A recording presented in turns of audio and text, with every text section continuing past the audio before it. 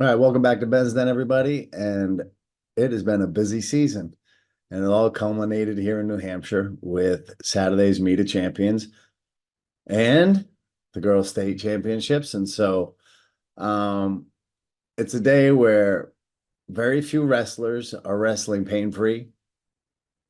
Rather, they're wrestling accustomed to the aches, the pains of at least a season of wrestling, if not a decade plus for some of these kids, right? And so it's a brutal sport, physically, mentally, emotionally. And the question I was asked a few times was, why are you not reffing? Well, one of the main reasons is I don't want to, because I simply want to sit back and be a fan of all these warriors on the final day in New Hampshire's wrestling season.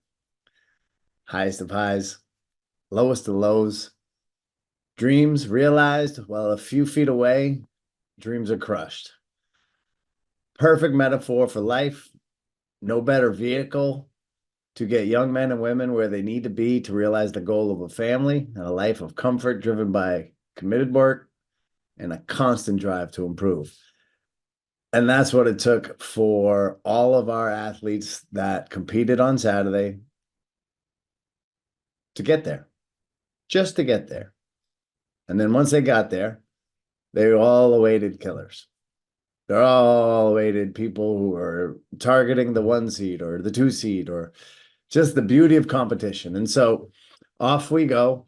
I'm going to lead with the ladies first. So the individual results of the girls' states in New Hampshire's second ever girls' state championship. We saw increased numbers before the tournament and a little lighter when it started off with some scratches. And so at 100 pounds, that was one of those brackets where Shay Watson of Wyndham was the lone entrant. She did her part in making weight and showing up. And so, congratulations to Shay Watson for her state championship. At the end of the day, we say it all the time. All you could do is control the things you can control. And she did that, showed up, weighed in, ready to rock. Boom. Congratulations, Miss Watson. 100-pound state champion. 107 pounds. And keep in mind, all these young ladies are trailblazers. They're all setting the stage for future 16, maybe 32 wrestler filled brackets, right? That's what these girls are doing. And so you win some, you lose some. You got to understand that in the building process, some of these things happen. Okay. So moving along, 107 pounds. Kind of showed a little passing of the guard, if you will. Senior Wyndham Jaguar Zoe Millette pinned freshman Grace Kenna, or excuse me, Kene, to win the championship. Millette, a seasoned and tough wrestler, closes out her senior year on top while Kene pigtailed in and reached the finals. Demons from John Stark placed third with a pin over Manchester Memorial's Rebecca Sanborn. And listen, Kene, freshman, she's been wrestling for a few years on the youth circle, and now she's really starting to, she got a full year of some varsity matches at Bedford under her belt. Gonna continue to get better. Meanness and toughness, she doesn't lack. Just the experience of being up on the high school level. And so keep your eye out for Grace Kane. And congratulations to the outgoing Zoe Millette. It's been a pleasure to watch your journey through wrestling, and I'm sure you will be off to some cool things after this. So, your dad and your brother, I'm sure, are extremely proud of you. They're your biggest fans. And again, congratulations. 114 pounds. We're battling back from a nasty sprained ankle was Souhegan's Maddie Brown. She came in and made quick work of the competition with a couple of wins to claim the championship over Winnisquam's Ava Anderson. Alvia May Schultz of Goffstown bounced back from her semis loss for third over Anna Drinkwine of Winnisquam. Excuse me. 120 pounds. So saw the 1 and 2 seed clashing in the finals where senior Alvern Bronco Morgan Gora. She continued Gora ways with a championship over the 3 seed Isabel Boive. Now, the championship, she took that, right?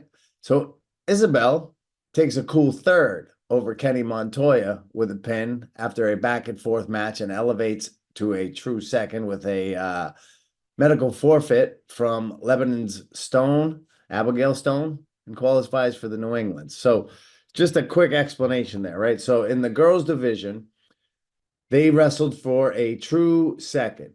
So if you lost and you lost to the champion, only the champion, then you would wrestle the second place finisher for what we call the true second. And so if you beat the second place finisher, then you become the second place. So it's a little confusing, but it ensures the correct wrestlers are where they need to be. And so, again, congratulations to Morgan Gore. She's been working hard over the last, 4 or 5 years, really honing the technique down and leading the way over there for Alvern. She's a captain this year, and she's on her way out, and now with a state title, and I'm sure she's going to be looking to be at New England's and cause some noise down there as well. So, moving along to 126 pounds, we saw a smashing machine from Winnicott, not Winnisquam, take over the bracket. In what was expected to be a war in the finals, Satori Swanson found herself in a much different match. So she expected to be in the finals against one Liz Donovan.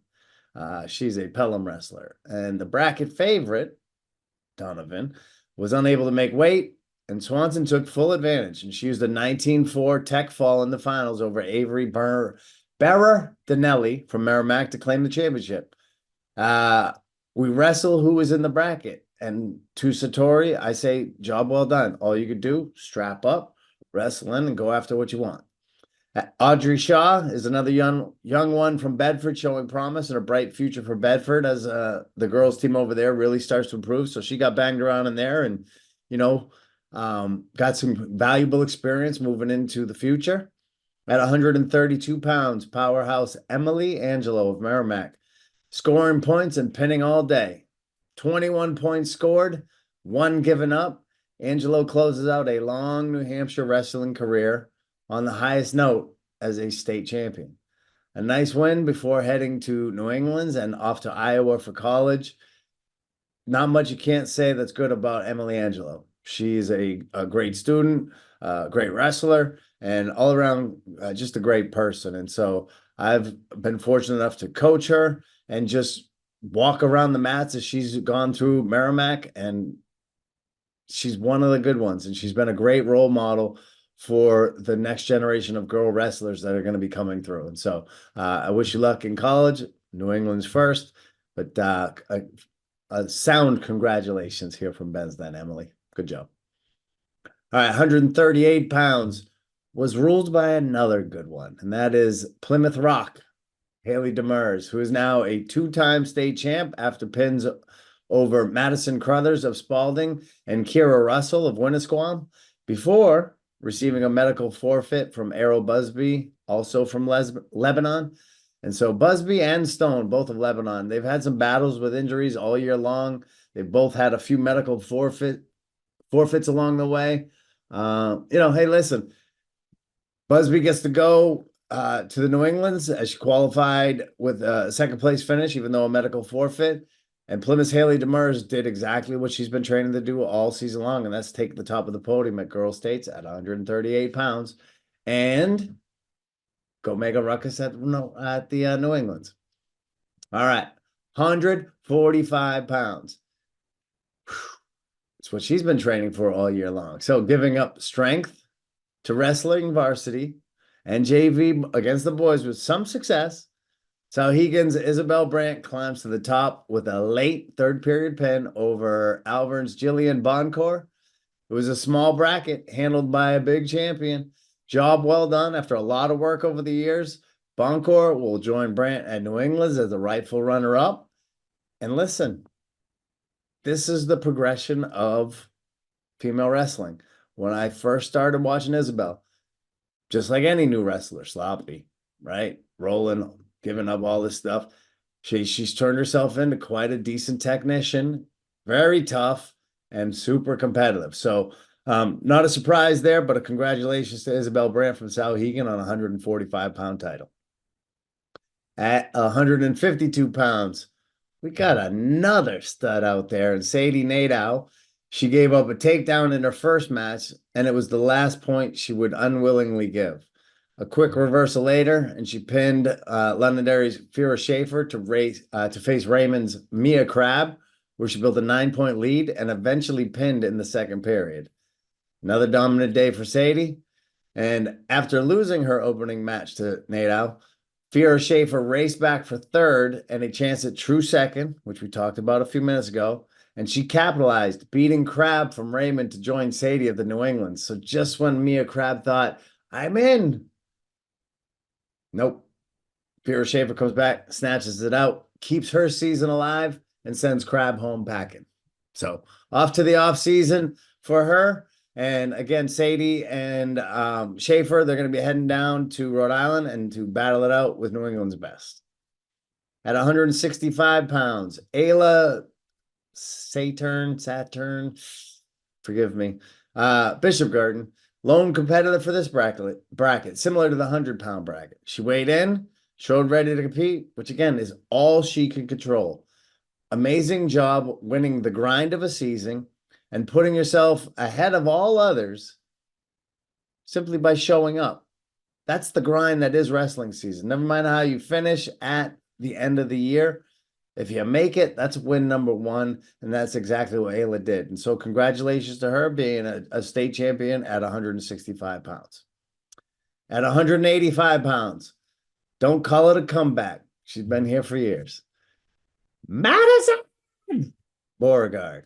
She's from Concord, and she had a big pin in the semis against McKinley Damaris from Winnisquam before facing number one seed Brianna Marks of Keene. Now, Marks stormed out of the gate with a takedown and some back points in the first for a 5-0 lead, with Beauregard getting a late reversal, 5-2, to end the first. Marks gets another takedown, and Madison gets hit with her second stalling call to make it 8-2 going into the third period. Now, in the third period, Beauregard's got choice. Little look over at her coaches, little discussion here and there. No doubt ever in Madison's mind, she was taking top. And if you've ever watched Madison wrestle, one thing you know is she is heavy on top and is mean. And so she flattens out Brianna, buries a deep half Nelson to start the count for backs, and settles in for the pin about 30 seconds in. Big win for Beauregard, repeats as state champion, and sends Brianna Marks down into the ether of having a battle back here, right? So McKinley Damaris from Winnisquam, she battled back for third over Tara St. Cyr of White Mountains in a tight 5-4 match before getting the pin. Her prize was a shot at a ticked off Brianna Marks, who put it on her with a sub 30-second pin. So Beauregard and Marks will be our representatives at New England's. So I think we're in good hands at 185 pounds. All right. The last one, 285, Mia Baez. I would say Baez. Mia Baez, Nashville South. Well, congratulations, Maya, because you are the state champion at 285, and you did your job showing up, weighing in for the 235, bracket. A trailblazer in New Hampshire wrestling as a freshman, who will no doubt have plenty of challenges in the years to come and a title to defend now. Nonetheless, these girls are exactly what was needed for New Hampshire wrestling. Just show up. Don't be attached to anything else. Show up and do what you can do. And when I say show up, that means all the practices, all the matches that you don't wrestle in, you're just cheering your teammates on sometimes. This is the beginning of that all ending and girls having a full season of competition amongst their own. And I just think that job well done again in New Hampshire, second year, providing the opportunity. And I wish all the girls that are heading to New England's, the top two from New Hampshire, get to attend. I hope that they have a blast. I hope they kick some butt, and I hope they represent us well. And I don't doubt that that will happen. All right, so moving along to the results for the team. All right, and so obviously we have some small brackets, which means we have some small teams, which means we have some small point totals. But nonetheless, a champion must be crowned. And so with 40 points and a three-way tie, we have Bedford, Plymouth, and Sauhegan, all with 40 points. Only one with two champions in Sauhegan, Maddie Brown and Isabel Brandt were their champions. Plymouth did it underneath, as did Bedford underneath, with a couple of runner-ups. And so those three teams tied for first place. Merrimack was behind them, along with Alvern, Wyndham, Winnisquam, Lebanon, Keene, and Concord, as well as some others. And so, job well done to all the ladies, the winners, the coaches, the programs for creating opportunities for the girls to have their own tournament to be able to get it done. And, Mark Williams, a job well done in mixing them in with the co-ed tournament and keeping things in sync. It's pretty amazing to watch. And again, it's just going to get better from here. This is the ground floor and we go up. All right. Pardon me. That's now 3 hours of straight talking. So let's move to a much thicker one here, right? Now let's talk about the individual results for the boys. All right. So the top three, they qualified to go to New England's. So the girls was 2, smaller brackets, smaller pool, but New England's boys, top 3. Mass, I think, top 6, Connecticut, top 5, a couple, So New Hampshire, top 3. So everything we're going to talk about here is basically your top 3. And we're going to start it right at the very beginning at 106. And so it was all Ben Mann on this day. And so with a major decision against BG Steinruck and a pin in the semis over Salem's Maddox Boudreau, Ben Mann received a medical forfeit from Lily Runes to claim the title at 106. Runes was sporting some stitches and wrestled to the finals wearing a protective mask to cover the stitches. Apparently not only a killer on the mat, she apparently likes to kill the slopes as she was snowboarding and took a dinger. And so she found herself face down in the snow. Goal achieved as she qualifies for New England's. Medical forfeits to Mann, who owns a couple of head-to-head wins for her. So let's head to Rhode Island and see how things roll down there, I guess, is the mentality. She's been a joy to watch all year. Ben Mann is an absolute machine at 106. He's got a tough day ahead of him at New England's. And then Steinruck representing well. He went on a tear and ripped 4 straight, including the Conci finals over Biswa Dargy of Concord for 3rd place and a trip to Rhode Island. The rest of the bracket goes home with Mann, Runes, and Steinruck on in New England. And Keene's Timberlane's first of 2 champs. Right, Ben Mann, good job. 113. Another stud here, Bose Adler-Moore. He closes out his New Hampshire career as he wanted to, and that's with the first place at the Meet of Champions. He had a dominant decision over Dominic Murphy of Salem, 7-2 in the finals. He had a big season, including his 100th win, his 3rd D3 championship, and now his first all-state title. The lone bow champion on the day. He'll look to make some noise in Rhode Island. And again, everybody going to Rhode Island is going to have a tough day. He's got a number 1 seed there. That is, whoosh. Whew. All right, so that's the champ at 113 pounds. Who's the runner-up was Murphy. What did he do? Well, he picked up second after defeating Plymouth Torres and Morrissey of Timberlane, getting big team points with the pin and preventing rival Timberlane from picking up. Torres would bounce back underneath and finish 3rd, beating a tough Lincoln Jablonski from John Stark. So you can see early on the team points. It matters. Great race on the day, but we'll move to 120 pounds where Salem's Brody McDonald, he pinned his way to the finals with a win over Aiden Doyle of Pinkerton Academy and Ben Smiley of Sauhegan. The bottom side was a bit more interesting as 2-seed Talon Oljay met a tough and game Jack Kaler in the semis. With Kaler up 4-3 going into the 3rd period, he defends a good double leg by Oljay and turns it into kind of an ankle pick, working his arms into a cradle situation. No hands locked. Oljay's on his butt, fighting for his life in a bad spot. This started with about 1 minute 45 on the clock. Oljay's on the bottom, hand fighting. adjusts while Kaler's trying to lock up the cradle, and more importantly, the takedown. He hasn't gotten the takedown. And in one of the better officiating moments I saw in the day, Mike Stewart was patient with the call, giving both wrestlers time to solidify their position. So the scramble goes for about 30 seconds with OJ tipping Kaler over, but Kaler fighting back. And then after a total of nearly 1 minute of the third period, Kaler gets a bit aggressive and bullying OJ over, tries to hip into him as he's locking that cradle up, and he gets rolled over, giving Timberlane wrestler a 4-3 lead with 54 left on the clock. And if you've watched OJ wrestle, you know what he did. He threw a boot in and he attacked the cradle, but he kept his eye on that clock and made sure that it clicked down to triple zeros. And Kaler was sent to the basement to fight back for third. So a really tough match there for OJ. Comes out on top. Just when you get into this level, the littlest thing, it makes the hugest difference. So Kaler, I know, disappointed. He went underneath. And after a tough semis loss,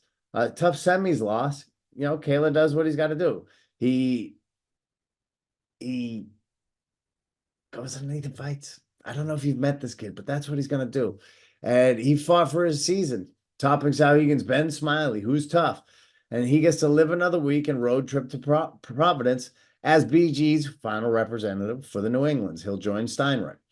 And so Kaler is going to be some fun to watch the next couple of years. And so is OJ. So what do we know here? Going to be a good day down in the 120-pound weight class. New England's has got some studs down there, and we're sending some of our studs to go bang with them. And so congratulations to Brody McDonald for his championship title here at 120 pounds. All right. 126 saw a rematch of the D1 final contestants, Griffin Norwalt of Concord and Spencer Buscema of Salem. Last week saw Norwalt top Buscema via decision, and Buscema flipped the script this week, giving Salem back-to-back champs in 120 and 126. Buscema sent perennial good guy Brody Reeves of Goffstown packing in the semis, while Norwalt did the same for Keene's Carter Trubiano topside. And Buscema best Norwalt 11-4. A great year for both young men, with Buscema returning next year to defend and Norwalt moving on to college. Both will pit stop in Rhode Island, along with Keene's Trubiano doing Trubiano things and climbing back up after getting knocked down to take third over, again, super nice kid, G-Town senior Brody Reeves. His career unfortunately ends for him with no trip to New England. Man, this is the high and the low of the sport, the yin and the yang. That whole bracket packed with great kids. That's just the way it goes. All right, at 132 pounds. This one, as I thought, and yet completely different. And easily the most controversial match of the day, the top of the bracket saw Bam Bam Cam Arbogast pin his way to the finals. On the bottom side of the bracket, Russo did his job, including a dominant 10-4 win over Bedford's Nate Pass to reach the finals. A great chess match in the finals first period, with Russo taking the lead 2-0 with a takedown in the final seconds. A quick escape 6 seconds later. At the start of the second period, it's 3-0. Arbogast with a takedown a minute later to shrink it to a 1-point lead for Russo, ending the second. Arbogast chooses bottom, and 33 seconds later, we are tied with a 1-point escape, and we end up in sudden victory. And this is where things get interesting. So 15 seconds in, Bam Bam does what he does. He jacks up double underhooks after Bruseo took a shot. And Brusso immediately drops his hips and is looking to create space, pushing on Arbogast. Double underhooks, trying to reach up, trying to create some space. And it's at this point, about 8 minutes and 2 seconds into the video on Flow, if you see it, where the assistant ref indicates a hands-to-face violation, which the lead official doesn't see, nor does he hear a verbal indication. He doesn't see it because he's watching the action where a takedown attempt by Brusso is being attempted. I think it's important to note that Arbogast did hear the assistant ref and started to indicate there was eye contact while there was a slight break in position, and Brusso was shooting. You know, my my thought there is Arbogast, you should have wrestled the whole way, no matter what. Like you looked up that 1 second, you're taking it out of your hands. I get it, but you had to stay in it there. So that was a bad decision on Arbogast's part right there. All right, so now here's where things gonna get tricky, right? So lead official initially calls a 2 for Bruseo because as Arbogast looked up, trying to indicate that Bruseo was busy wrestling and he got a takedown, and the lead official indicated 2. They made their way to the mat at the end of that sequence because it was sudden victory, so the takedown would have ended it. At that point, the assistant ref walked into the middle to speak to the lead ref. They went away from the wrestlers. They had a powwow, and at the end of that powwow, it was determined that the takedown for 2 was waved off, and a point was given to Arbogast for an illegal move, the hands to the face, and Arbogast was declared the champion, derailing Brusso's quest to be a 3-time champ at MOC. Obviously, Caden was very crushed. It's an unfortunate sequence of events, and I'll leave it at that. If somebody would like to chat about it, I would love to, because I think there's a lot of points that can be made here.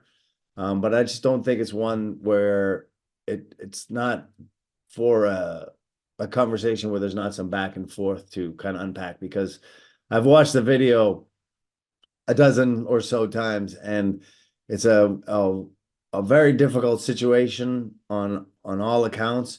And no matter how that works out, there's going to be one side that's happy and one that's not. And, again, being an official here in New Hampshire and trying to look at it through that lens, there were things that could have been done differently. Doesn't mean that the outcome would have been any different, but, we're all striving to improve. Nobody's trying to screw anybody.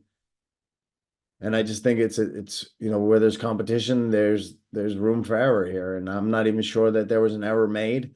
And if there was, who was it on? And so again, this is one of those situations where you can really chop it up and figure out, the different angles and different perspectives to be able to be seen. But either way, 2 great wrestlers heading to Rhode Island to represent New Hampshire. I know Brusso will be fired up and ready to attack down there, as will Bam Bam Arbogast. And also Bedford's Nate Pass will look to do the same thing.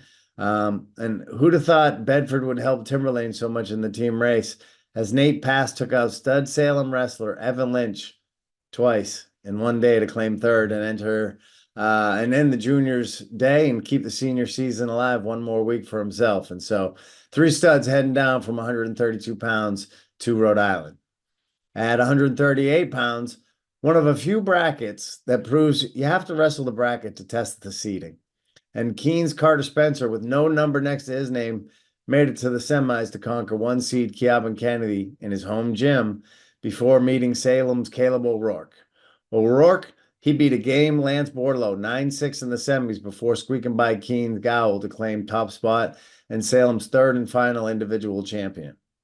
The 3rd place match was a killer for me, as 2 former youth wrestlers of mine, they battled it out in the Conci finals with senior Keabin Kennedy against sophomore Lance Bordelot, and going at it reminiscent of the Lowell quarterfinals match. This time it was Kennedy coming out on top and extending his senior season 1 more week. A relief for him, I'm sure. As for Bordelot, this kid is a sophomore, and he's already around so long, I figured he'd have a wife and kids by now. No doubt, disappointed being the competitor he is, Lance is going to get a real problem going for a lot of these kids over the next 2 years. And listen, nothing to be ashamed of. Tough bracket. He's not on his way to New England, and I know that is devastating to him. However, This is the game we play. And so, as for the 138-pound division, we are represented well in O'Rourke, Spencer, and Kennedy with a solid lineup right behind them. Oh, it's going to be a good one down there at 38. All right, 144. There's this guy, Harrington. Michael, if you know him. And boy, has he been fun to watch over the last couple of years. So athletic, he's strong, he's super fast. Mr. Michael Harrington closed out his senior year with an all-state title, defending against the likes of Drago, Cam Monahan of Salem, and a crazy semis match that saw a pin with 1 second left. So, as Harrington does, he kept things interesting in the finals against a very game Timberline favorite of mine, Jacob Andrade. Andrade, who pinned his way to the finals, including a pin over Bobby Knuckles of Sauhegan, aka Christian. He was looking for the same over Harrington. Haved him on his back at one point. The swipe's going. Harrington shows off his true power and ability and simply powers up by a bridge. And he rolled Andrade over for the pin. Up with a smile. Harrington will continue wrestling at Springfield College, but first, a stop in Rhode Island as the lone Pelham representative. Speaking of Knuckles and a bad set of ribs, Christian battled back to place third over Salem's Cam Monahan to end his career, as Drago did to Runes in the Conci semis. Silas Runes, that is. This was a tough bracket for sure. Out of the top 6, 5 were seniors, leaving only sophomore Jackson Carter of Concord back next year. So you could tell that was a thick bracket right there. Now, at 150 pounds, after watching Manny Perez of Londonderry be in civies, going 1-2 on the day after being runner-up at last week's D1s, I was again reminded how brutal this sport could be, and yet how much character is built in the chaos of being broken down to be rebuilt. Manny, a junior, will no doubt be working hard in the offseason. Now, the other Perez, Mr. Robert, Nashua South, he had a tough day as well, as he dropped his second match to Hollis Brookline's Jacob Critchfield and had to battle back for third with 4 straight wins. Very well done there. Now, 1 seed Seth Hasty, he did his job topside with wins over Keynes Gillard and Critchfield of Brookline. Hollis, that is. The bottom side of the bracket was a bloodbath, as Dolder Tough was sent to the Concies along with Winnisquam's Henry Osmer in the quarters with Sullivaris win, and Chung battling to face Hasty in the quarters. So, we got a senior in Dylan Sullivaris being a little too much for the sophomore Max Chung, winning at 7-3. The final score was 8-7 for Hasty, as he was able to outlast a tough Sullivaris in the final and take down the 150-pound crown to be Bedford's first of 2 champs on the day. So say what you want. Hasty getting it done. He graduates out of there. He's done wrestling after Rhode Island. Overall, great kid. As a former youth coach of his, I wanted to choke him real quick at the end, giving up some of those easy reversals with some sloppy rides, giving Dylan Sullivaris a real chance to get in there and make it interesting. And so he held on to that 8-7. You give Sullivaris too many of those opportunities, he's going to capitalize. So both of them will have to clean some things up there, to make some noise down in Rhode Island. And so with Robert Perez of South going down with him, 150 is not looking too bad out there. Now, Bedford had their first champion. Let's give them their second one. 157 pounds.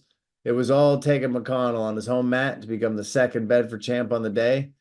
His toughest match, semifinals against Bo's Josiah Funches and Bunches, ending in a third period pin.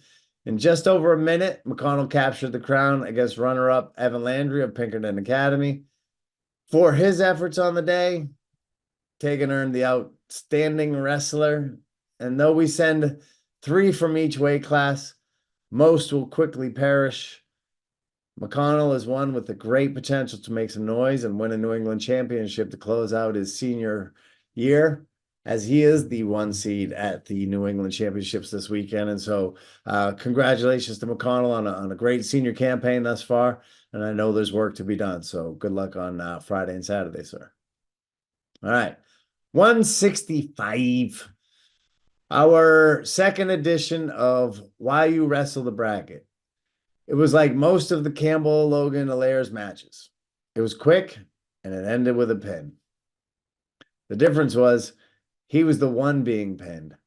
Con Isaac of Wyndham made his way to the finals from the bottom side with a pin and a decision in the quarters and the semis, and he pins Alaire in the finals. It was quick and eerily familiar. Alaire with the takedown makes his way out front and looks to run Isaac over, almost an assassin type move from the knees. And 98% of the time, this works for Alaire, and he's up and, taking off his anklet, unstrapping his headgear, getting his hand raised. This was the 2%. Con Isaac reverses Alaire right to his back, picks up the fall at about 112 of the first period. An amazing upset for Isaac and a heartbreaking loss for Alaire. This sport, so brutal. So, other action saw Steve Rosario of Nashua North. After losing to Isaac in the semis, he battled back to take third over Bo's Ben McDowell to keep things alive another week. Listen, Logan Alaire, I had him picked as the favorite in that bracket. He was the number one seed. I still say, and I'm not taking anything away from Con Isaac because he absolutely earned that win. You wrestle who they put in front of you, and he fairly beat him and beat him quick with a nice pin. And so I'll just leave it at this. What would it look like if kids like Logan Alaire, not just Logan specifically, but those kids with that kind of talent, what if they had a room to go to, a training partner, tougher challenges during the season? What could we see? Anywho, 175 pounds. An easy day for Pinto Jr. He only put up 21 points in 3 matches with the stiffest test as expected to be Sawyer Goodwin from Spalding. And he ended that with a 9-1 major decision. Goodwin, always the points machine. He's up to 19 points for his effort on the day. And Pinto and Goodwin qualify for New England as the 1-2, as does Joseph McDowell of Bow, who bested Bedford's Tucker Watson, who will head down to Rhode Island with teammate Mora and get it in the New England's best. That's going to be a good one. So, Pinto Jr. heading to a very tough bracket. Number 1, Nate Blanchett, seed from Central Catholic, awaits him, and a few other pitfalls if he's not careful. So, excited to watch that young man wrestle down there at New England's and make some noise there. All right. 190. So we got Elijah Josie from Portsmouth. Stud. He was not to be denied in his junior campaign, and he made easy work of a tough bracket with wins over Timberlane's Spencer Sierra in the semis and the Sheriff, Emmett Nossman, in the finals via fall at the end of the first. Josie picks up and becomes the first Portsmouth Clipper in history to reach his milestone of 100 wins, and he did it as a junior. So Josie's heading down to Rhode Island, as is Nossman. And there's one more going. But will it be Patrick O'Connor or Spencer Sierra? Well, they duked it out for third and the right to continue their senior year, with Sierra getting the nod with a pin with 3 seconds left on the clock. And so Patrick O'Connor, one of the nice guys, ends his season in 4th place at the Meet of Champions, 190 pounds, allowing Spencer Sierra to send another one from Timberlane down to New England's along with Josie and Nossman. And boy, there's some studs waiting for them boys down there at 119. And if you didn't hear, Spencer Fine lost in the All-State. He is not the 1 seed in that bracket, if that tells you anything. Hello. All right, 215. It was 3 seed Sean Boudreau of Alvern defeating 1 seed Anthony Caruso, Pinkerton Academy, for the championship. Boudreau picks up the 2 seed at New England's, and he had a tough decision win over Patrick Vachon of Memorial, and then Thanos, Lucas Belanger of John Stark. And he followed up with his third on the day against Caruso, 6-3. So decision-heavy day for Boudreau, but he gets it done at 215 pounds for the championship in the All-State. And then we're moving down to the 3rd place and our last representative at 215. That's they list him as Monadnock, but I call him Keene. Keene Seth Adams. He's the one I've been talking about all year, who he wrestles. He goes to Monadnock, but he wrestles with Keene, does everything with Keene, everything with Keene, everything with Keene. But yeah, he's from Monadnock. Anyway, co-opting. Well, good news. Monadnock Keene, Seth Adams, otherwise known as Sneaky Seth. He lost to Caruso in the semis, but he battled back to keep his senior year alive, and he took third over Belanger with a 12-5 decision. So Seth lost his father a few years ago. He's been on a mission to finish out his wrestling career. A lot of support behind him, and it's just great to see him reach another checkbox. One more week. Realistically speaking, going to be tough for him to make some noise at Rhode Island, but life is about experiences. And so, Mr. Adams, go have a great experience. And I don't know, maybe pull an upset over here there, right? All right. 285 pounds. After putting on 30 pounds in the last year and wrestling simply because it's fun to do when not playing football, Keene's Evan Ray had the horn blowing all day with wins over Salem's Tyler Pravitas, Hollis Brookline's John McCole, and runner-up Jaden Coulon. Coulon, who had a big upset win in the semis over Raymond's Hayden Robinson, the 2 seed, via fall, he fell to Ray with a hard-fought 5-1 decision. Ray is hoping the sound of the horn could fill the bigger gym down in Rhode Island. And after falling just short to Keene's Ray, John McCall of Hollis Brookline fought back to place third after defeating freshman B squared Bishop Kearns of Bishop Girton. And so a couple of big boys led by Evan Ray heading down to New England's and Rhode Island to represent New Hampshire. Good luck to the boys. And that wraps up the individual results. So let's talk about the team results after I say, hey, job well done to anybody that competed at the Meet of Champions. When there's something that you have to do something to get there to even be able to try, I like that stuff, meaning you had to qualify to get to the MOC. So even if you qualified to get to the MOC and you went 2 and out, you still accomplished something to get there. Next year, do better. To those that have been there many times, been on the top many times, hey, look, enjoy. It's another checkbox in. Now off to the next thing. All right. Team results. Salem Blue Devils are your all-state champs for the 2nd year in a row with 3 champs, a runner-up, and 159 points. Sending 3 to Rhode Island, Coach Eddie and staff put together another Triple Crown season, and with a bunch of seniors, will no doubt be looking to fill the holes quickly with their team. Deep B team. All right. But hey, congratulations, Blue Devils. 2nd year in a row. It's a job well done, well coached, good organization, good community support. And this is what happens when that is occurring. And same to be said for our 2nd place finisher in Bedford, one of 4 teams sending 4 to New England's. They were runner-up with 128 points. A couple of matches play out different, and Bedford could have found themselves at the top. You know, it was a good race. 3rd, Keene's Blackbirds. They match it, man. They got 4 qualifiers with a champ, 2 seconds, and a third for 118 points. Just outside the top 3 were a young Timberlane with 116 points and 4 going to New England's. Look for Timberlane to be the early favorite next year, I think. I'm just saying that now.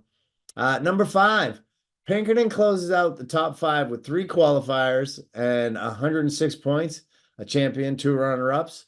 It was all D1 at the top 5.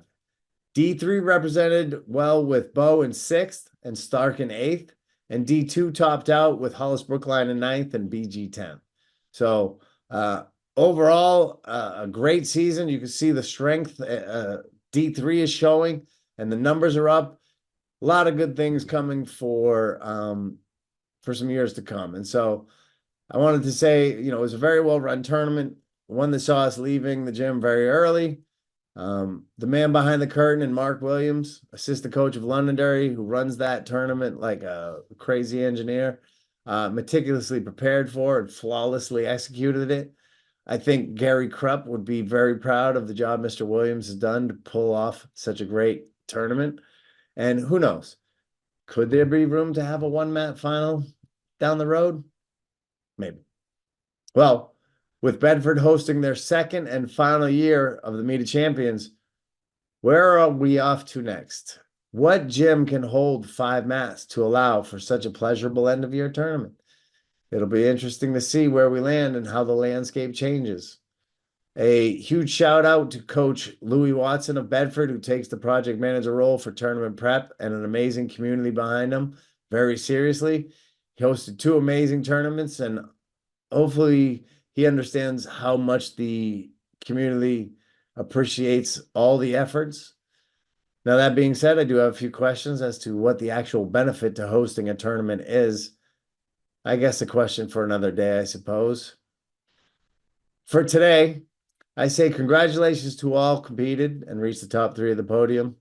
It's an amazing feat and one to celebrate for a day or two. And after that, it's time to ready for the ever tough New England tournament. We'll see you all in the mats.